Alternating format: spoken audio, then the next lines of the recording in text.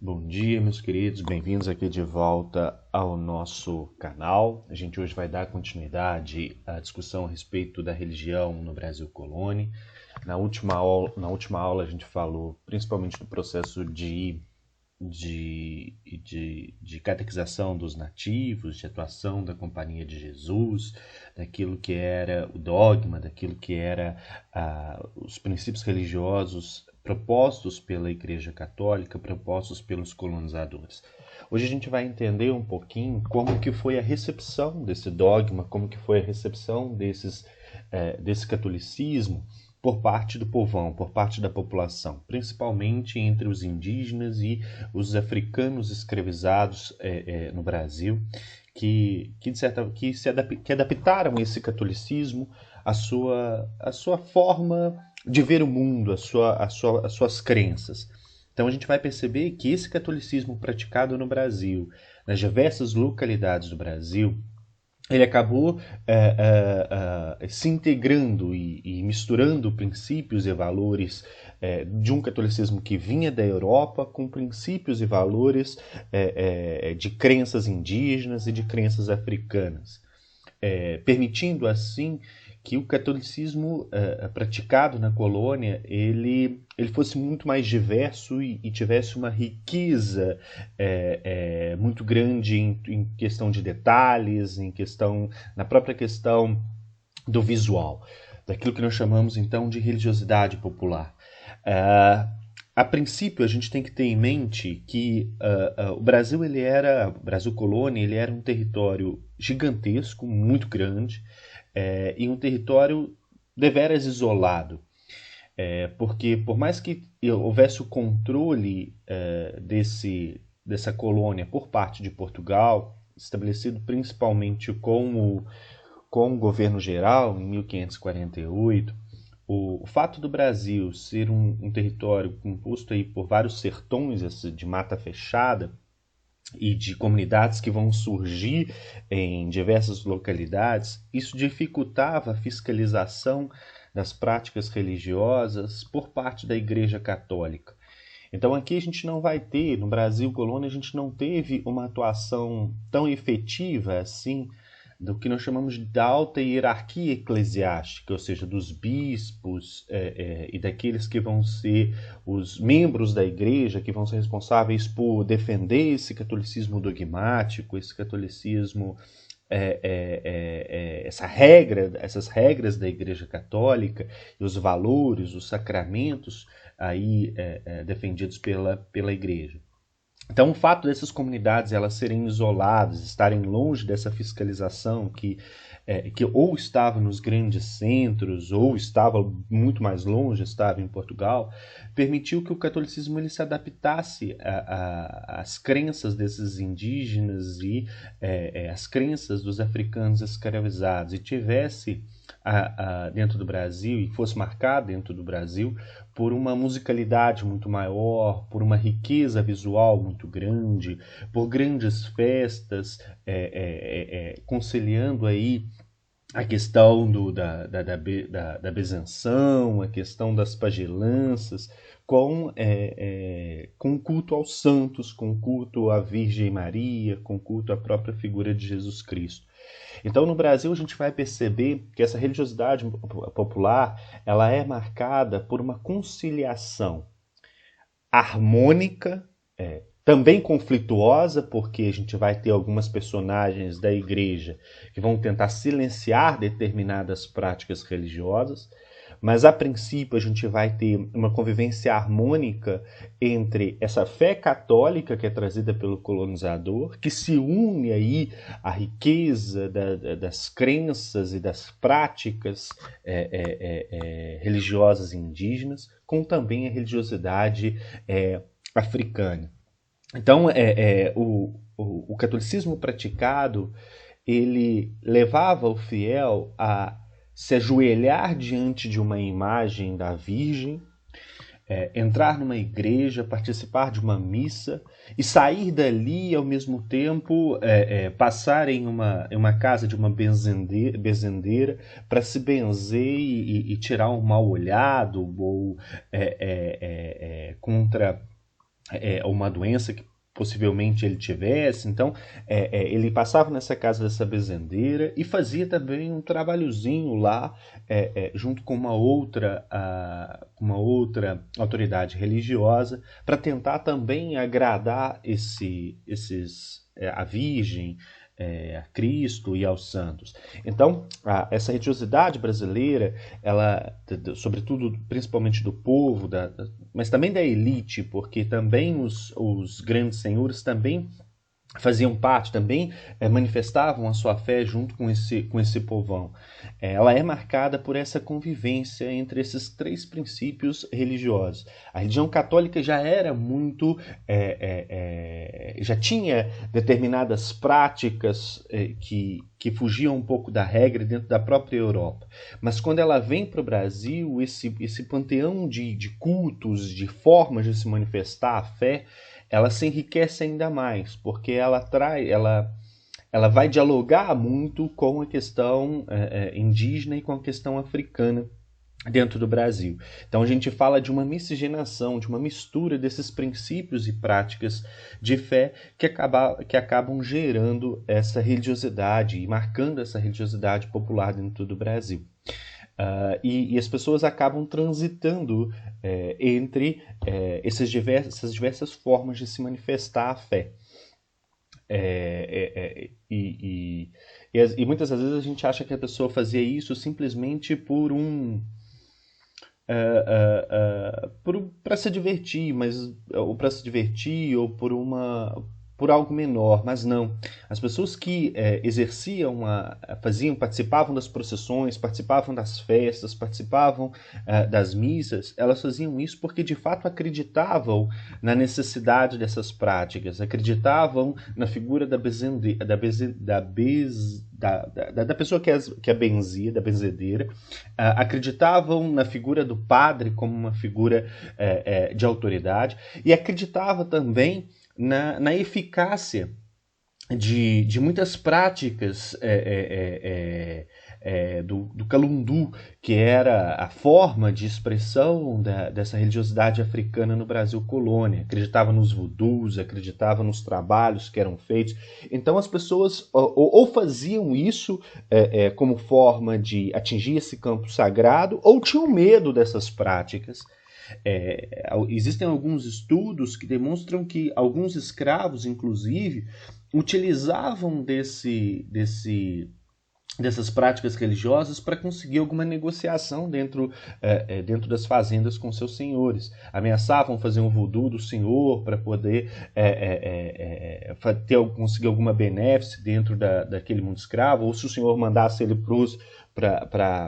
pro tronco, ele ameaçava esse senhor com alguma prática mágica, alguma prática religiosa, e os senhores de fato tinham medo desse processo e muitas das vezes estabeleciam negociações com esses escravos para não sofrer com alguma sanção ou com alguma atividade nesse sentido.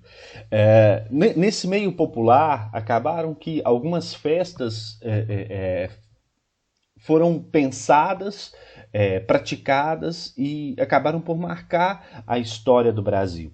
Uma das festas que surgem dessa forma de se manifestar a fé, principalmente por parte dos escravos, por parte daquelas pessoas que vinham da África escravizadas e que no Brasil ou trabalhavam como escravos ou de alguma forma conseguiam a liberdade, mas não deixavam de esquecer essa sua antiga tradição africana e ao mesmo tempo tinham que conciliar essas tradições africanas com essa religiosidade que foi pensada e proposta pela Igreja Católica.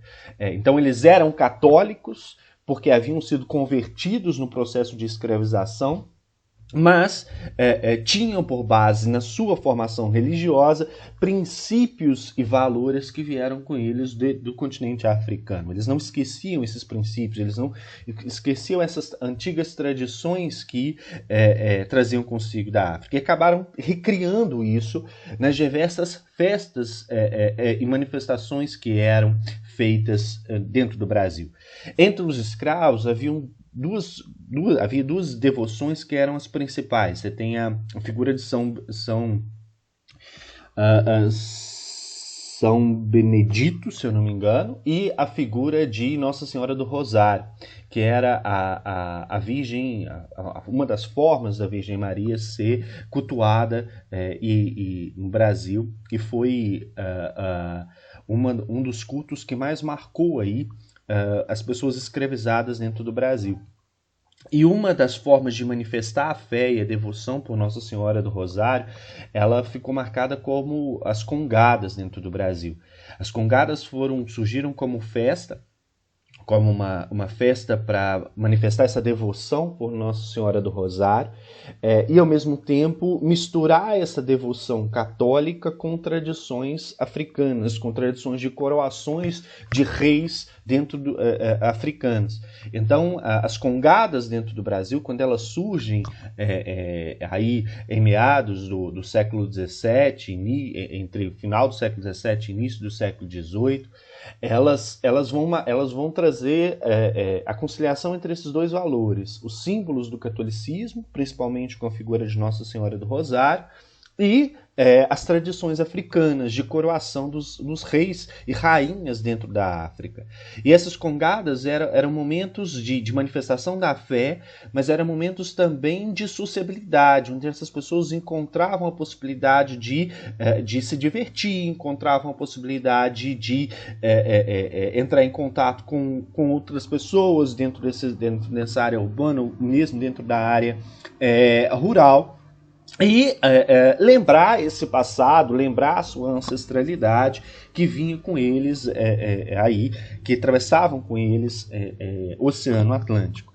E as congadas, elas começam no século XVIII, mas elas são presentes até os dias de hoje. Elas fazem parte hoje daquilo que nós chamamos de patrimônio imaterial afro-brasileiro. Então fazem parte desse patrimônio brasileiro, correto? Eu vou passar para vocês aqui um videozinho a respeito das congadas hoje.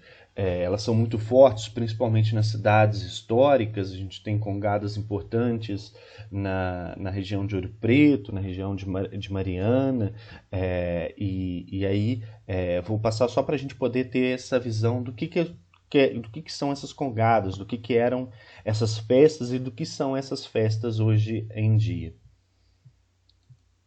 Já vai rodar aí, o computador está meio lento.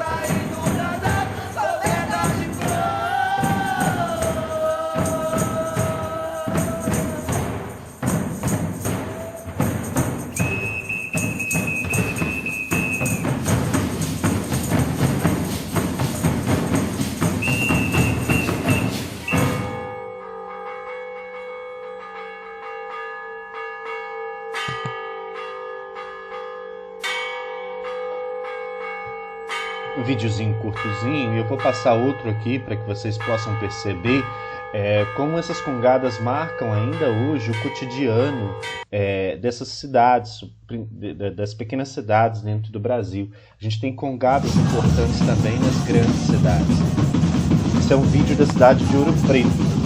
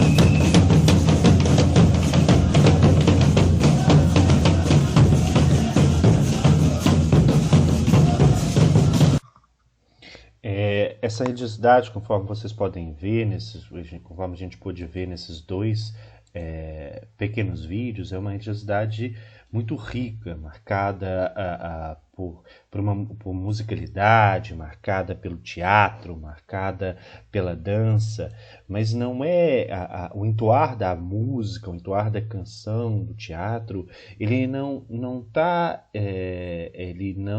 está longe da fé. Pelo contrário, ele é perpassado pela fé, ele é uma forma de manifestação dessa fé. Não é simplesmente uma encenação, mas é uma forma que essas pessoas encontram de manifestar essa fé e, de alguma forma, entrar em contato com esse campo sagrado. E durante muito tempo, a princípio, e aí que a gente fala muito da ideia do sincretismo religioso dentro do Brasil, durante os primeiros anos de escravização e de colonização, quando começa o processo de conversão desses africanos à religiosidade católica, uma das formas que esses indivíduos escravizados tiveram de manter as suas tradições era associar as suas antigas devoções, os seus antigos cultos, às imagens que eram apresentadas por eles pelos católicos. Então, a princípio, quando começa o processo de conversão desses africanos, muitas pessoas identificam na figura em muitos santos católicos a imagem de antigos orixás que eram cultuados dentro do continente africano. Então começa um processo de associação entre esse campo, esse panteão de santos da Igreja Católica ao panteão dos orixás africanos. Uma associação que ela vai se aprofundando com o passar do tempo. E é isso que a gente fala da mistura, porque os princípios religiosos eles vão se contaminando e as pessoas vão a esses eventos, vão a essas congadas, vão a essas festas com o desejo de fato se conectar com esse campo sagrado. São festas, mas são momentos de oração, são momentos de reflexão, são momentos em que eles recordam suas tradições e ao mesmo tempo conectam com esse campo sagrado.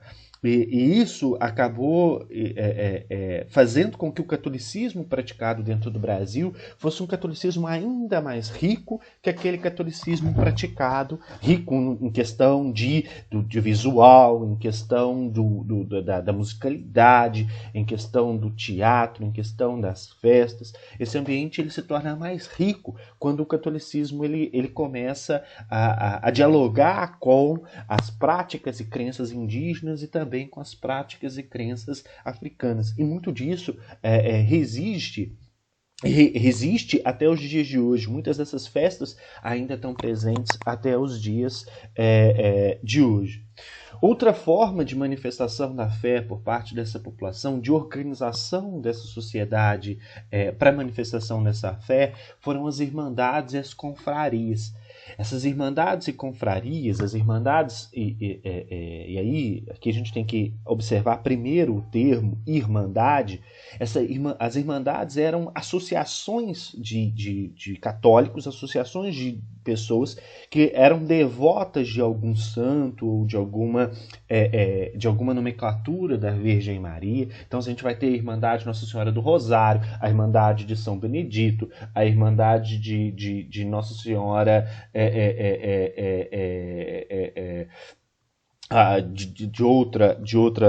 de outra nomenclatura. Então, vão ter várias irmandades dentro do Brasil que vão marcar a história da religião dentro do Brasil. Essas irmandades, elas reúnem pessoas que vão se autoajudar dentro desse mundo. Então, a gente vai ter irmandades que vão reunir membros da elite e a gente vai ter irmandades também que vai reunir membros de classes inferiores. A gente vai ter, inclusive, irmandades que vão reunir escravos, principalmente as irmandades de Nossa Senhora do Rosário, que vão ser muito fortes dentro da região das Minas Gerais.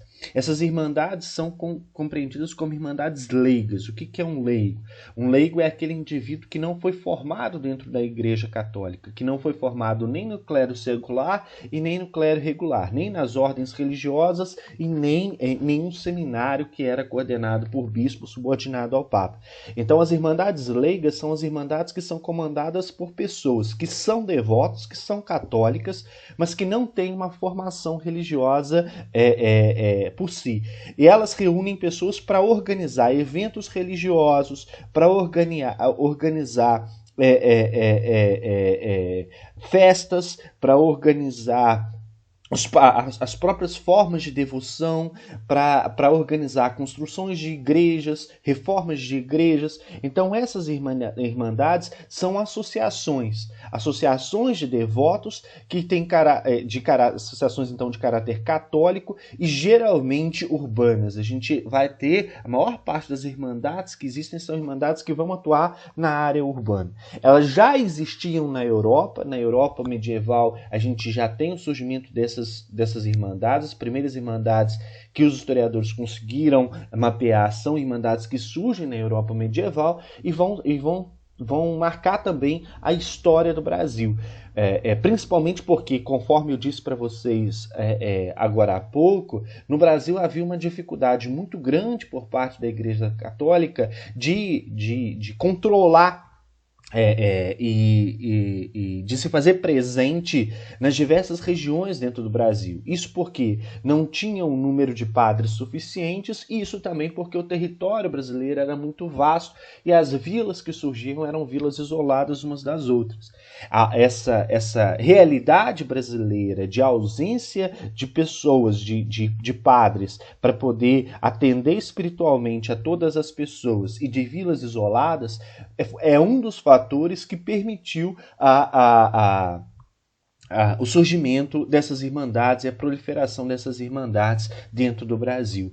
Porque já que eu não tenho padre, já que eu não tenho um bispo responsável por administrar essa devoção, administrar essa capela, administrar essa igreja, esses fiéis, esses devotos, eles se organizam no sentido de suprir essa falta, suprir essa necessidade. Essas irmandades são importantes espaços de sociabilidade. O que eu chamo de espaço de sociabilidade? É onde as pessoas conversam, é onde as pessoas dialogam, é onde as pessoas trocam ideias, é onde essas pessoas vão conviver entre si. E, ao mesmo tempo, de visibilidade social. Se você fazia parte de uma irmandade, você era mais facilmente reconhecido nessa sociedade, porque você tinha uma rede de ajuda, você tinha uma rede de pessoas que te conheciam e que te reconheciam, e que, portanto, você, em um momento que você precisasse, você teria uma possível ajuda. Essas irmandades elas foram fundamentais para financiar atividades religiosas, para financiar essas grandes festas, para financiar esses grandes eventos, as grandes procissões, mas também elas foram responsáveis por construir as igrejas, reformar e manter essas igrejas. Então, a atividade delas principal era essa, a manutenção das igrejas, a organização dessas festas, a organização desses eventos religiosos. Mas, ao mesmo tempo que elas faziam isso, elas se preocupavam na manutenção, no amparo, no apoio que era dado aos irmãos dessas irmandades. Essas irmandades eram muito bem administradas. Você tinha os livros dos membros, você tinha o regulamento, aquilo que as regras que seriam seguidas pelos irmãos dentro dessas irmandades. Isso tudo é muito bem registrado. A gente tem acesso a muitos desses documentos, a muitos desses livros dessas irmandades, da forma de organizar essas irmandades. Então, as irmandades eram uma forma encontrada também para promoção de assistência social, para promoção de ajuda a esses irmãos. As irmandades dos homens pobres ou as irmandades de escravos, a gente vai ter algumas delas, que vão se organizar, por exemplo, para fazer eventos e arrecadar fundos para a compra de alforria de escravos. A gente vai ter irmandades que vão se preocupar em amparar escravos velhos, escravos que eram abandonados porque tinham saúde frágil, tinham algum problema de saúde e que não davam mais lucro para os seus senhores, então eram abandonados ao relento. Então essas irmandades desses homens pobres, ou dos homens pretos, ou as irmandades de escravos existentes dentro do Brasil, foram importantes organizações de assistência social para esses indivíduos e de inserção mínima desses indivíduos dentro dessa sociedade. Então, uma tarefa que o Estado não fazia, uma tarefa que a própria igreja não fazia, essas irmandades elas se imbuíam de fazer, de dar essa assistência a esses irmãos. Uma das horas em que as irmandades mais agiam era, por exemplo, na hora da morte, quando você precisava pensar o funeral, pensar o enterro, arcar com custos desse funeral, desse enterro, desse indivíduo. Eram as irmandades que davam amparo a essas famílias. Então as irmandades eram irmandade, de fato, as irmandades ou confrarias. Eram essas associações de autoajuda, de garantia, de assistência aos irmãos, ao mesmo tempo que visavam também, principalmente, a organização dessas festas religiosas, dessas atividades religiosas. E uma das funções primordiais para a gente fechar aqui dessas irmandades, nesse processo de garantir assistência social, uma das consequências da atuação dessas irmandades foi a criação das chamadas Santas Casas de Misericórdia.